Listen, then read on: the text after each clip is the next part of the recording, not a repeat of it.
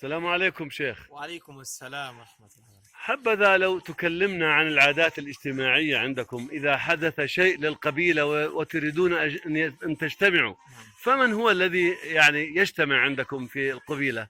أولى الناس بالاجتماع الذين تزوجوا بأربعة.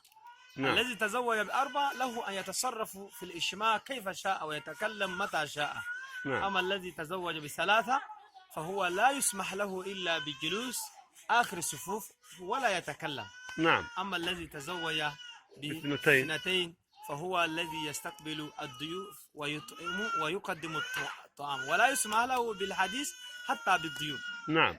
أما الذي تزوج بالواحدة نعم. فهو ليس له إلا أن ينظف الحمار ويبقى في الخارج بعيد عن الاجتماع، ثم أيضا لا يتكلم ولا ويعلف يسمح. نعم. يعلف الحمير يعني فقط. يعلف الحمير يعني هو يعلف الحمير وينظف في بعيدة تحتها. وينظف تحتها وهو يبقى هذا شغله.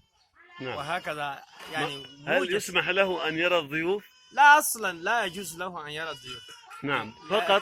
فقط تعليف تعليف للحمير وتنظيف تحت الحمير. وتنظيف تحت الحمير نعم أيضا. نعم نعم. يا الذي لكم تزوج. يا لكم من ظالمين، يا لكم من ظالمين.